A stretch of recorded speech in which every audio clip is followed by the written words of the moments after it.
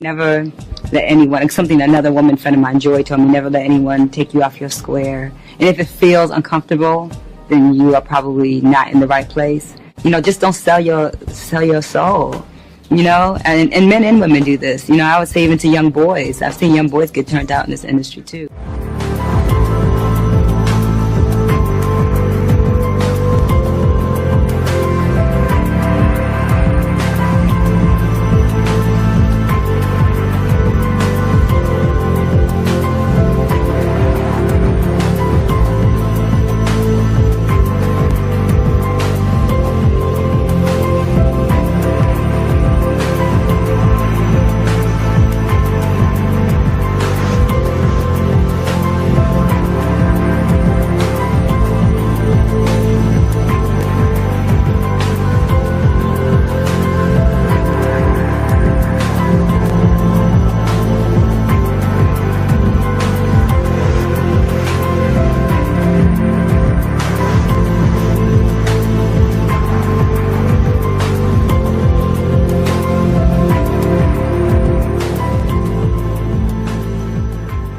What happened, you know what I'm saying? BET, they had a nigga about to perform up there, whatever. But under the circumstances of me performing, I couldn't fuck with that shit, you know what I'm saying? Because they was trying to get a nigga to do some off-brand corner shit. Free bang, gang. I'm just not about to sell my soul for no red carpet, no publicity stuff. Yeah, you feel me?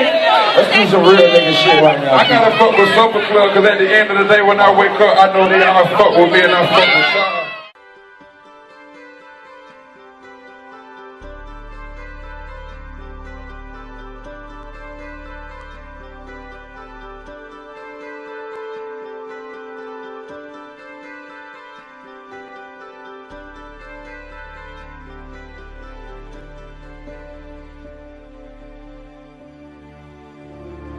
And there's also parts in the album where you speak to Lucy, Lucifer, the devil. So it's trippy.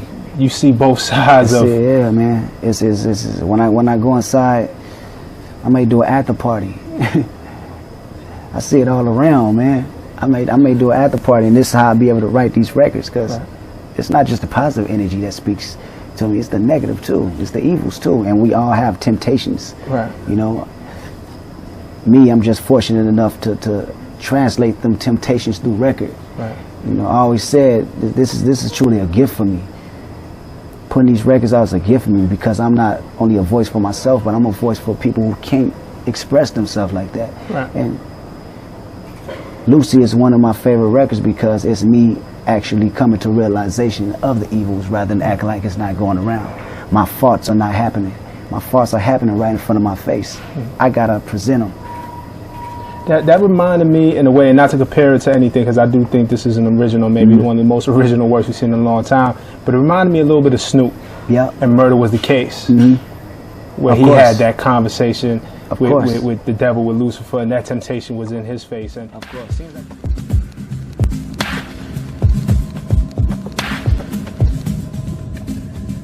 Lucifer Morningstar. Is that a stage name? God-given, I'm afraid.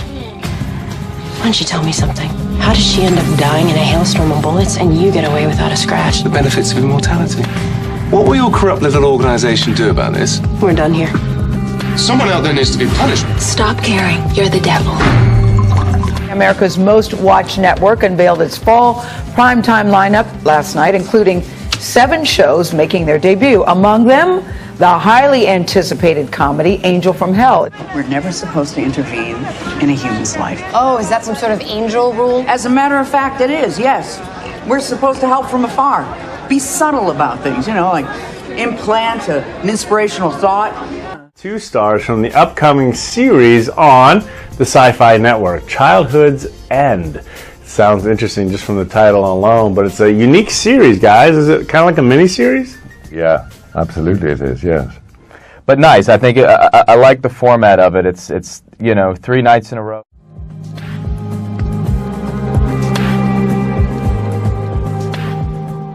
I play, as you say, a character called Corellin, who is an overlord. And the overlords come to Earth at a time when there is economic crises, wars, disease. The world's in a very bad way. Arthur C. Clarke wrote that in 1954. Here we are in 2015. We have economic crises. We have people with not enough food to eat. We have an increasingly serious war going on in the Middle East. So, you know, anyway, what happens is that these superior beings come to Earth to supervise the running of the planet.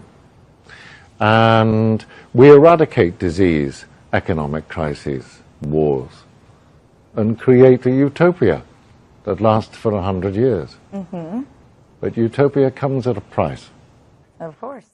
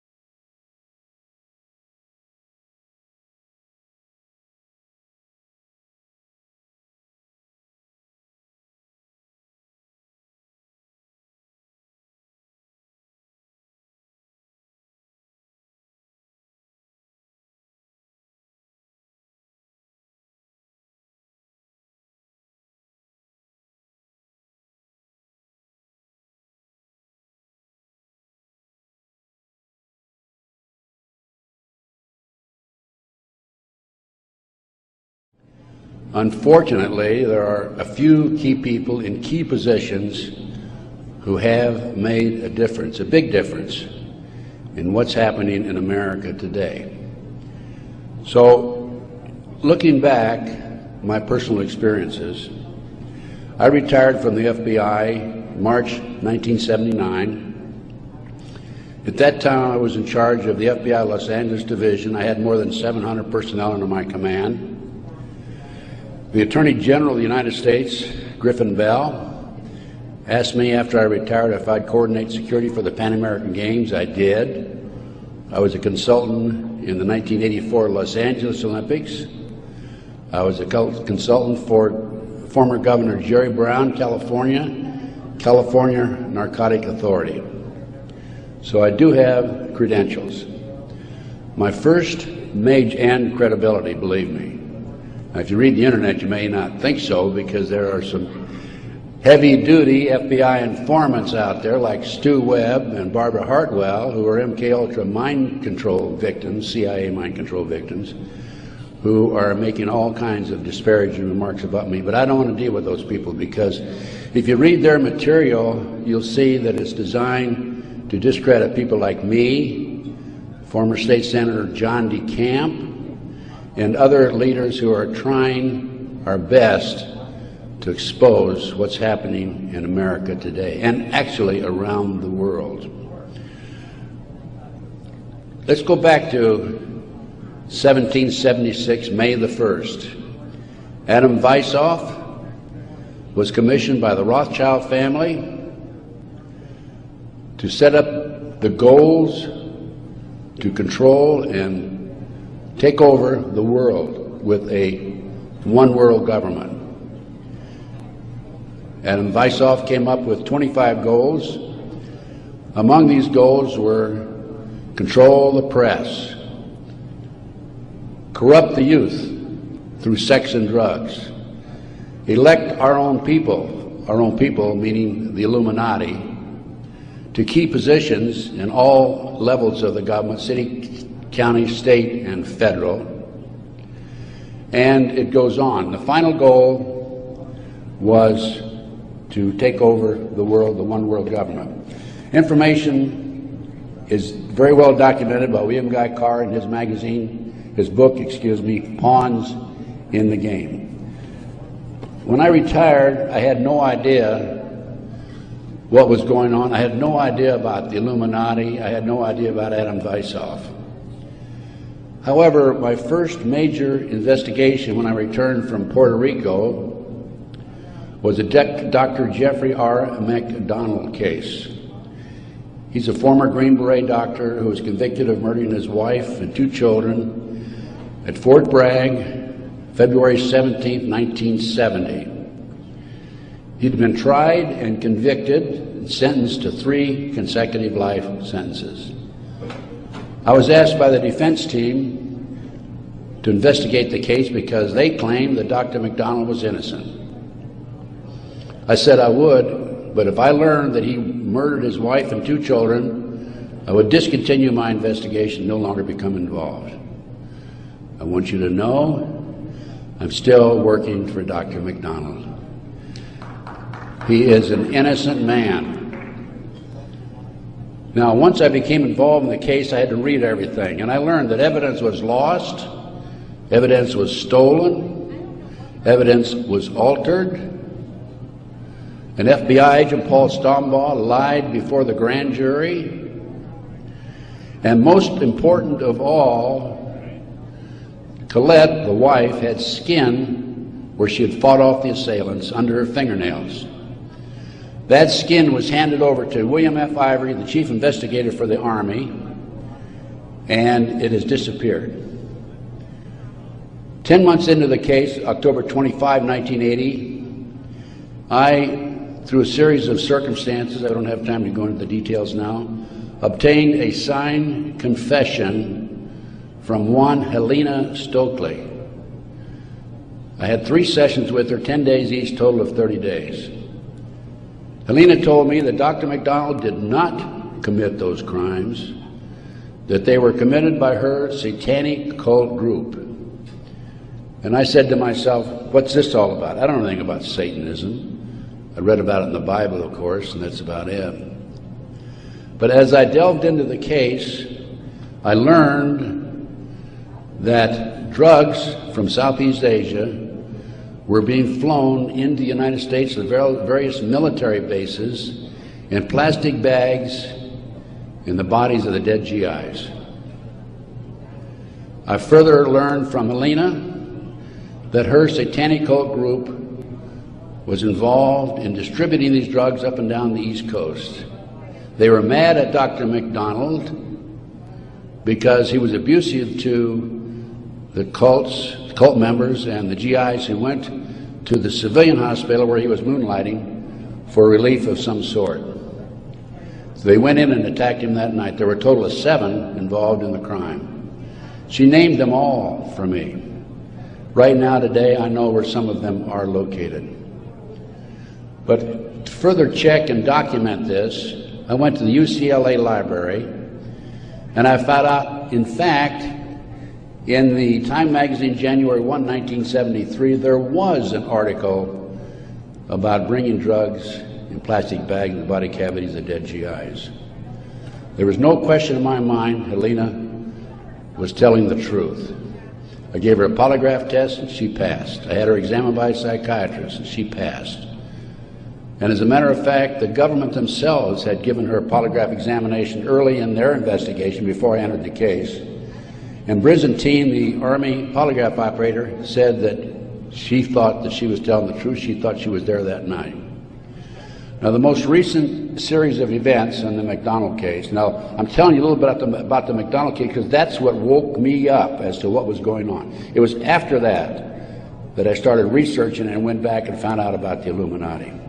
Illuminati/Satanism. It was after that I learned considerable more about what was going on.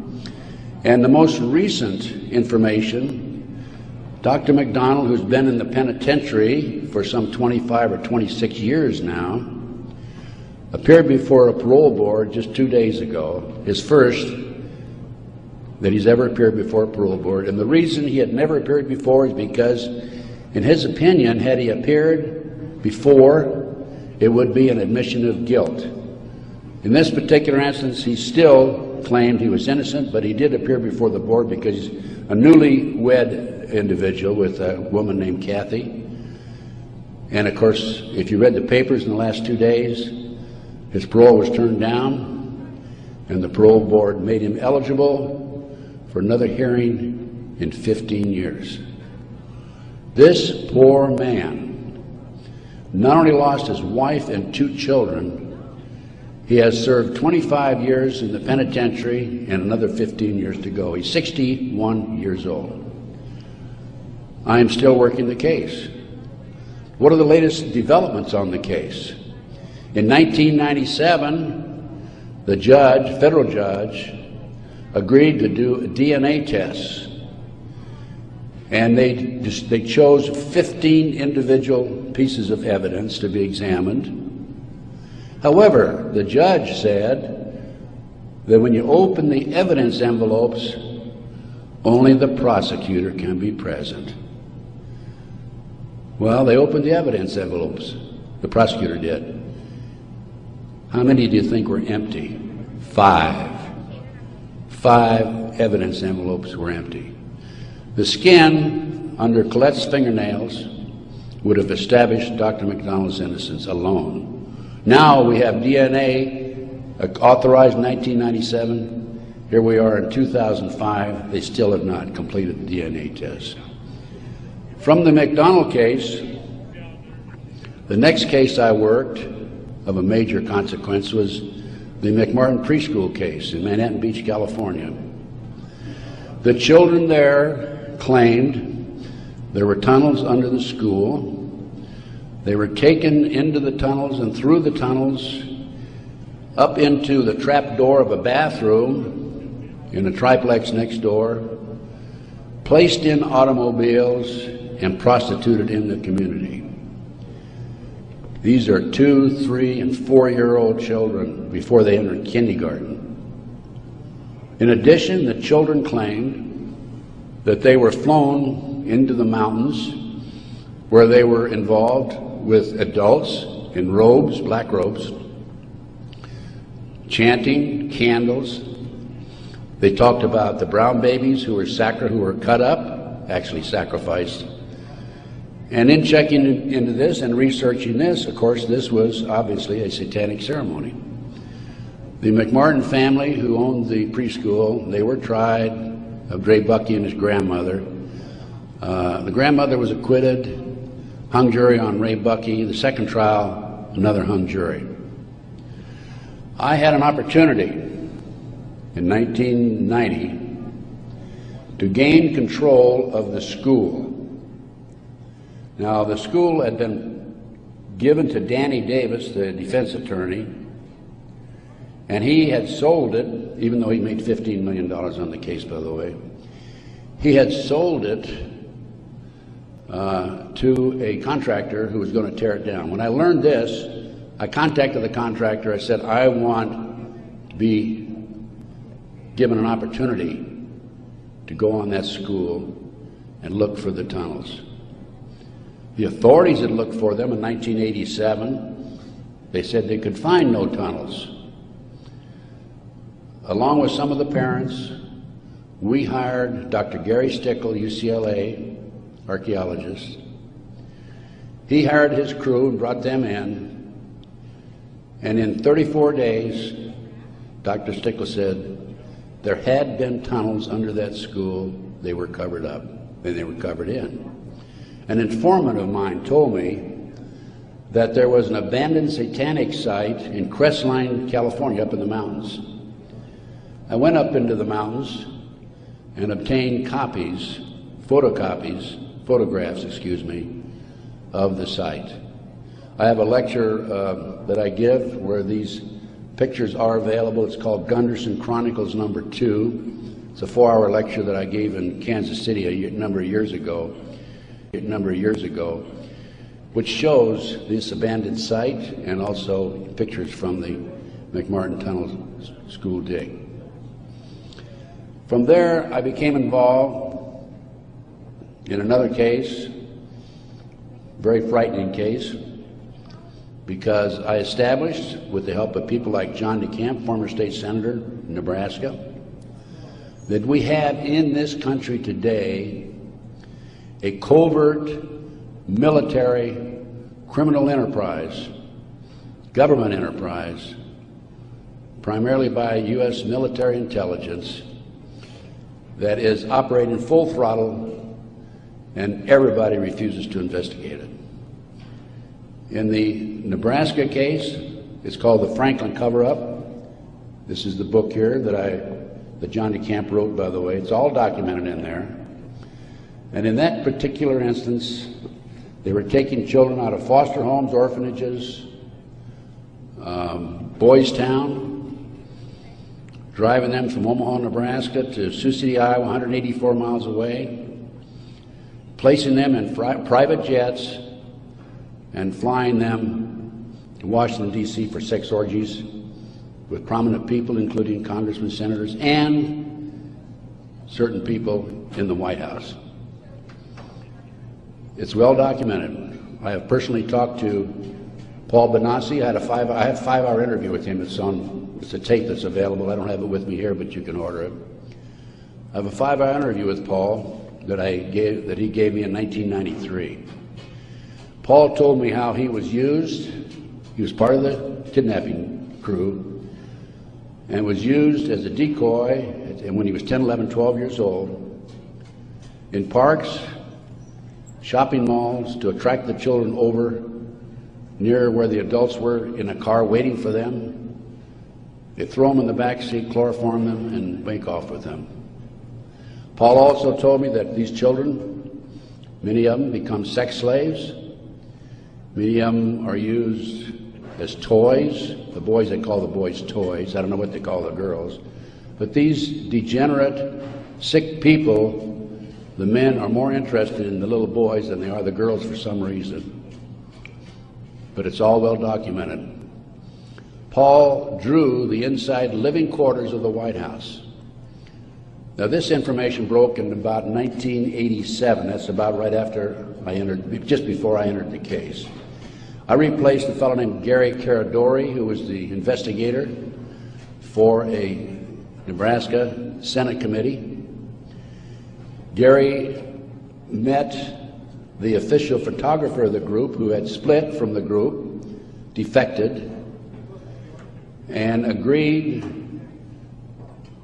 to take the pictures that this official photographer gave him, and they met in Chicago, agreed to take the pictures back to the committee. He flew out of Chicago in his private plane, a short distance out of Chicago. The plane exploded in midair, and his briefcase has never been found. He and his 11-year-old boy died. His briefcase has never been found. The rear seat of the airplane has never been found. I had made every attempt possible to obtain possession of or control of that plane, because I wanted to examine it for bomb chemicals, particularly the back seat. It's no longer available. Nobody knows what happened to it. Gary Caradori was a civilian, yet it was taken to a military base for examination. A deputy sheriff was the first one on the scene. He saw the pictures. He started picking up the pictures. An FBI agent came along, took the pictures away from him, told him to keep his mouth shut. He started talking to a few people. A year later, his wife was murdered. He's no longer talking. This international child kidnapping ring, I later learned, was out of Washington, D.C. It was very active, and the organization is known as the Finders. And I have a report on the Finders back there. Everything I'm telling you is documented, by the way. The Finders has been established and operating throughout the 1960s up to the present time.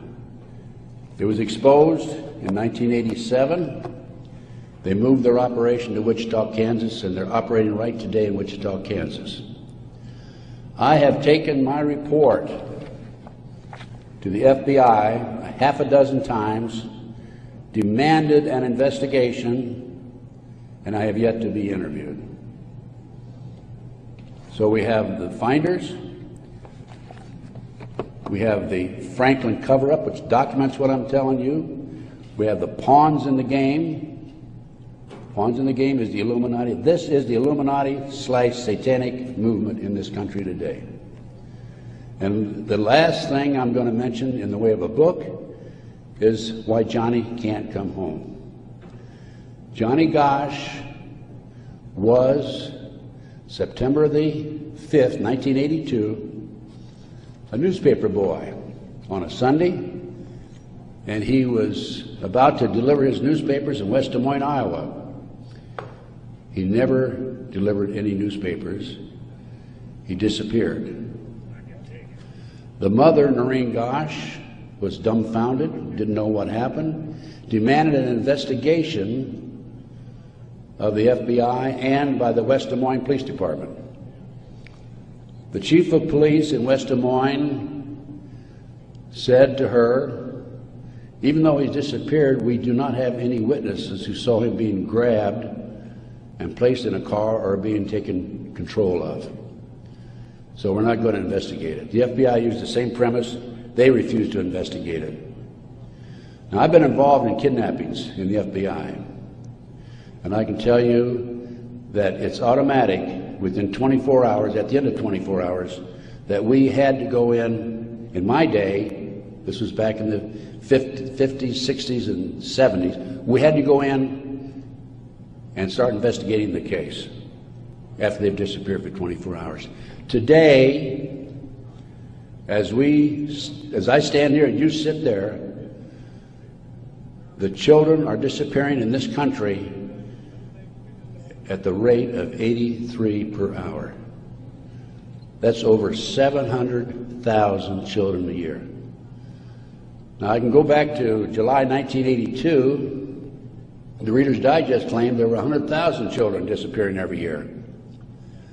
There's another statistic that I find very interesting, and that is that it is estimated 2,500 children are kidnapped and murdered in this country every year. That's an unbelievable figure. Yet, the FBI refuses to investigate it. Now, after the Nebraska case, and part of the Nebraska case, most recently, we have a young man named Jeff Gannon, who has appeared in the White House using a fraudulent press pass. This has happened within the last month. Certain people in the White House were questioning him and were suspicious of him because when he would engage in a press conference with the president, President Bush, he was asking what they called soft questions. Soft questions meaning the president would have an answer for them, he'd look good. Somebody started checking into his background. They learned that he was actually an individual named Jim Guckert. This is all on the internet, by the way. And Guckert had a homosexual website. So Jeff Gannon is an alias of Jim Guckert. Now his picture appeared in the internet, and He is believed to be Johnny Gosch, who was kidnapped September the 5, 1982. The mother, Noreen Gosch, who wrote this book, Why Johnny Can't Come Home, I have a 2-hour interview with her on video, available again if you want to check my order blank. She did not sit still for this. Can you imagine if the 83 mothers of children who disappear every hour would do what Noreen Gosch has done? We wouldn't have this problem today. She went to the FBI, demanded an investigation. They refused to investigate. The police refused to investigate because the case tied into the Franklin cover-up. Some of our top politicians in the country, leading businessmen, Harold Anderson was identified by the children, past publisher of the Omaha World Herald. The head of the Nebraska Forestry Service was identified by these children. There are 80 children came forward in this Nebraska case. And it goes, as I said, right up to the White House.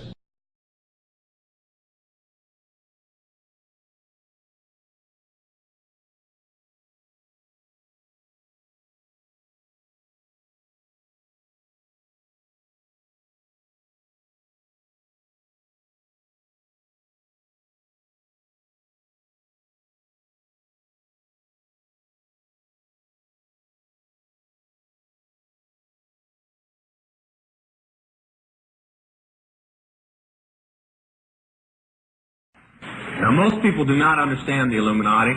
How many people here have ever done any study on the Illuminati before they heard of me? Okay. How many have done some since they've heard my tapes? A couple, okay. Boy, are the rest of you in for a surprise tonight. I don't want people to listen to me and walk out of here and just accept the things I have. I kind of like it when people go out of here and say, boy, he's nuts. Because they'll go and they'll try and research to prove that I'm wrong. And the more they research, the more they start believing me. It is impossible to research history and to research the conspiracy and to research the Illuminati without coming away a solid believer. As the brother who prepared these, Brother Tom Berry, said, he went through almost 2,000 books for 20 sheets of notebook paper filled with notes. That's how well it was hidden. How many people have a set of encyclopedias at home, a good set? So home tonight, look up the word Illuminati. In some of the encyclopedias you will find that it existed but does not exist now. And in other encyclopedias you will find that it existed and still exists now. But they don't tell you anything about it. Before we go into it, I want to give you a reading list. Okay? Now, I want to explain a book before I give its title. And I want you to choose carefully as to whether you want it or not. I don't want you later getting mad at me because I recommended it. It is not a Christian book. It is not a political book. It is an Illuminatus book. The book was ordered, written, and produced by Philip Rothschild, the leader of the Illuminati in this day and age. It was ordered, written by a woman named Anne Rad, and she was at that time one of Philip Rothschild's mistresses. It was written some 12 years ago. She was already a well-known author, and her books sell nationwide. Mostly people who read them are communists. And she wrote this book. It was supposed to be a novel. It's 1,100 pages, so if you don't like to read, don't buy it. And it was written as a novel, supposedly, but it is a code book. And within the book is a step-by-step plan to take over the whole world by taking over the United States. Now, I'm going to say many things tonight that a lot of people will try and go out of here and say that I'm anti-American. No, I'm extremely pro-American. I couldn't be that till I became a Christian. But I'm extremely pro-American. I am just anti-government that exists within America today, because it is not the government of the people any longer, and I'm pro-people government. That's a term misused by communists a lot. I'm sorry if you're upset that I use, but that's exactly what it says in the Constitution. Oh, this is what I've been waiting on. I'm glad he brings it. I know what's in it. Wouldn't be the first time. Now, the power of the Illuminati, and I'll give an explanation. The Illuminati is as following. Okay, first, most people have found the Illuminati in things that have crossed their path. People have found it in the occult, and mistakenly they have said, aha, the Illuminati is the occult. Then they have found it in the Masons, and they said, aha, the Illuminati is the Masons. Then they have found it in politics, and they said, oh, it's politics. So they found it in the international banking system. or they found it in Zionism, so they list it as just being that. Actually, it is all these things, and much more. They found it in the Mormon religion. That's because the leaders of the Mormon religion are high echelons in the Illuminati. They have found it in the John Birch Society. That's because the man who leads the John Birch Society is both a high-degree Mason and a Mormon. But it is all these things, and its power is finance. If you would take its finance away, which is impossible. Oh, I'm sorry, I forgot to tell you the name of the book, and I just realized that. I started out. I'm getting ahead of myself. The book is called Atlas Shrugged. Oh, Atlas, you know, Atlas supposed to hold up the world? Shrugged, like you shrug your shoulders. Atlas Shrugged. Now, this is the warning that goes with it. I'll be talking about occult books tonight and how demons are in occult books and in their music and so on. This isn't so with this book. They didn't place a spell on this book because they did not want people to buy this book other than those told to buy it within the occult and within the Illuminati. They are extremely mad because just this year alone they sold several million of them, mostly to Christians, and they don't like that. In fact, they've tried to stop printing it, and people don't want to stop printing it. They're making so much money. The bad thing about it, though, is that since it is written as a novel, it has some passages that I think might belong in Hustler or other places. Maybe out of 1,100 pages, you might count 5 that are this way, and you can tear them out and throw them away. They're just stuck in there to hope. They're stuck in there on purpose to keep Christians from reading the book. So if you should get to a passage that is a little something you shouldn't read, just turn to the next page. It'll be over by then, and you can go on with the story. Now, if you don't like to read, skip the first 200 pages. The first 200 pages is exactly the way most people in the world are. They're very boring. No, actually, they're the conspiracy from people in all the walks of life talking about this incident happening and that incident happening, and you know, it's very boring to the fact it lets you know that it's the conspiracy that's planning the incidents. It's like reading the newspaper today. You don't really know what's happening behind it. But after about the first 200 pages, 8 chapters, 9 chapters, something like that, it starts showing you that everything that is happening is conspired to happen. And I'm going to give all these things, and I want to say something before I give the rest of the reading list. The common name for the Illuminati is the conspiracy, or the Great Conspiracy. Now, until we lost the school system to people within the Communist Party and within the organization of the Illuminati and so on, you were taught in your history classes, and some people can remember this if they want to confess up to being that old, that history was taught that it happened because somebody conspired for it to happen. Then we didn't want in this nation anybody to get ideas that maybe our government was a conspiracy, so they decided to start teaching that it just happened because it happened. You know, World War II happened just because some people got mad. World War I happened because some people got mad. The Depression happened because we bought too much too soon without enough money.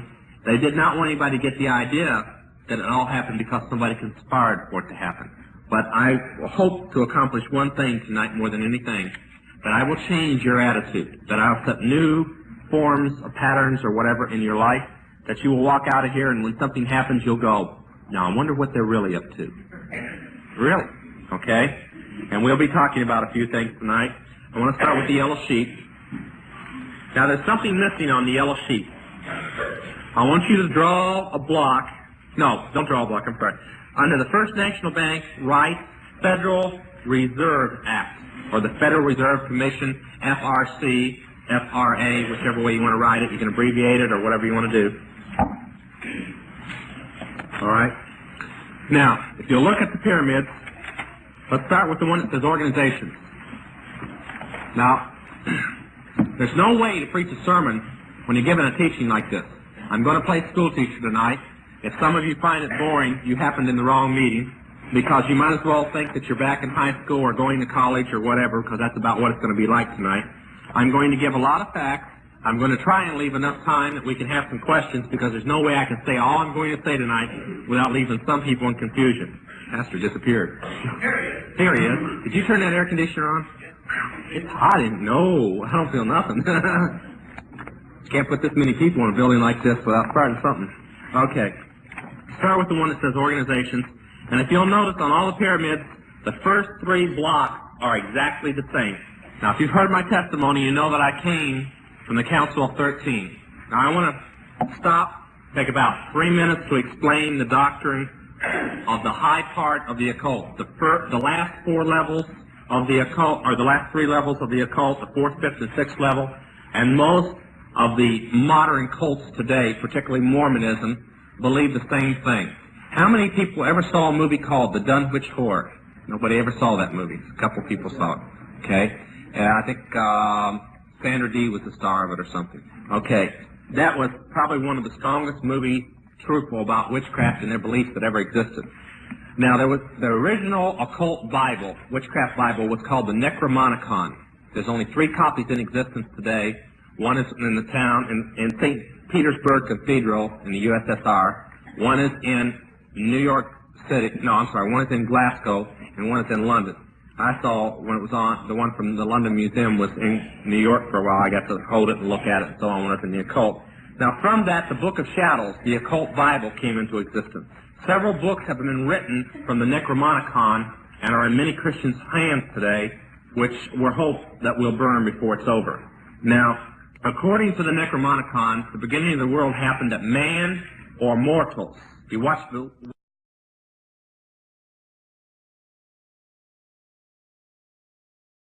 is worse than no knowledge. All right? And in all of theirs, they stopped the Illuminati at the Rockefellers.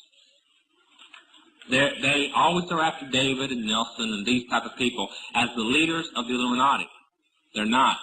Second, they also say that the Illuminati, and it's in many books, and I can prove it, and in many tapes, that the Illuminati is a Zionist conspiracy.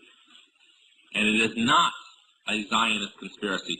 The learned elders of Zion, or the synagogue of Satan, that were Jews that believed that Lucifer was the true God, okay, existed before the Illuminati, and the Illuminati came, used their teachings to start the Illuminati, all right? But they're not Zionists. In fact, most of their leaders are Gaelic. The Rothschilds are Zionists by birth, but they quit believing in Yahweh hundreds of years ago.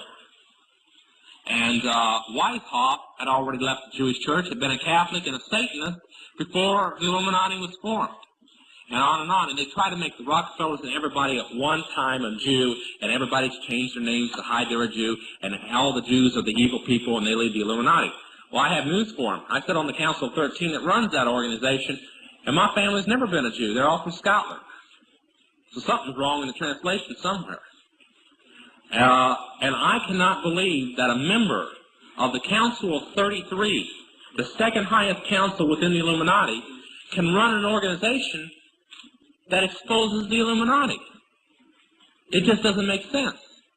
And the other strongest thing, we'll let that one go. That's a little too strong for anybody around here.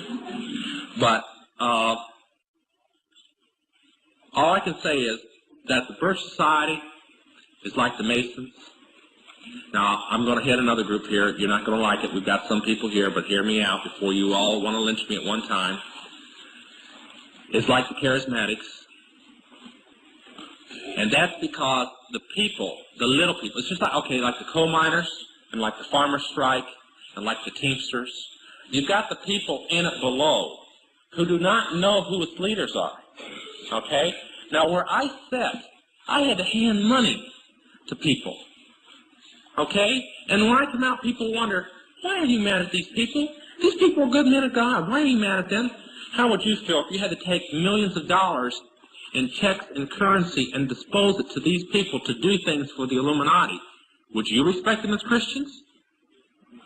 That's the idea. Too much money went into the Birch Society from the Illuminati for me to believe that it's an instrument against the Illuminati. Okay? I built I saw $35 million in 2 years go into the charismatic movement to build the 4 biggest churches in the United States that lead it, plus the full gospel businessmen. I saw $20 million given to Demos Securian one night. I can't accept it. Okay? I'm not a member of the John Society, nor a defender, nor particularly excited about the John Society. I would say for the record's sake, because I had contact with a documented the Illuminati all the way through Rothschild. Okay. Wait a minute. Well, let me catch you up a minute. I wasn't going to give it, but I'm going to go ahead and give it. Some of its biggest people, like the man you mentioned and Gary Allen, have both stood up and just literally ripped by name the Baptist Fundamental Church apart. And have you ever seen the Blue Book of the Birch Society? No Christian can read that book and say that book is a Christian book. All right? And I've heard them stand up and say they're fools in the fundamental church. Okay? No, I cannot. And anyway, so let's pass over that one. I hit that, and I also hit a dozen other things at once. I'm going to get lynched by 3 different groups before I get out of here. But let me inject something, please. Yeah. Let's hold our questions to one per person. Yeah, really. We've got about 400 folks in here tonight. And everybody wants to ask me questions. After what I just said about the charismatics, I know they're going to want to. So let's limit them just to one question. What's a charismatic? Okay. A charismatic, let's put it this way, a charismatic movement, the charismatic movement to the outside people is the movement that declares the speaking of tongues. Okay? That is separate from the Pentecostal denominations and churches. Most people do not realize that the Pentecostal churches are not part of the charismatic movement. In fact, many of them oppose it. All right? The charismatic movement in reality was one of 3 steps declared back in 1964 to do 2 things, while the main function was to destroy the fundamental church of any type. All right? The Masons was one, and the charismatic church was another, okay? And then the political maneuvers was the third. Now, most people, they get caught up in the charismatic movement, they don't stand back and watch it. It has 2 distinct signs wherever it goes. If it isn't a fundamental church, it splits it every time. I've never seen any fundamental evangelical church stay the same after it came there. And the other thing it does is it unites all the liberal churches. It has brought the Catholics, the Lutherans, and the Mormons, even the Mormons, the Methodists, the Episcopalians, Presbyterians, everybody together. Now, I'm going to make some quotations. See, I'm not a charismatic, I admit it, but I'm not a Baptist either, so don't say I'm saying it because I'm a Baptist. I'm against it. I'm against it for one reason. I was on the Council of 13 and had to pay too many millions of dollars out to that organization to accept that it be of God and its leaders, since I know most of its leaders by first name basis. They used the charismatic movement to establish Jesus Rock. I had to deliver a $4 million check that was the second $4 million check that Chuck Smith, that created Calvary Chapel and Maranatha Productions, received from the Illuminati. And he knew it was Illuminati money before you go out of here and say that he didn't. The purpose of it was to build Maranatha Industries and Productions, which started Jesus Rock. Back when the Christian church was preaching against rock music, not knowing why, but preaching against it just the same, and throwing it out the churches, that scared the Illuminati and the occult world to death. At that time, they almost thought their end had come. Because if that really happened within the Christian church would have the biggest mass revival of souls in the United States that this world has ever seen. That's the purpose for rock music, to make sure that that never takes place.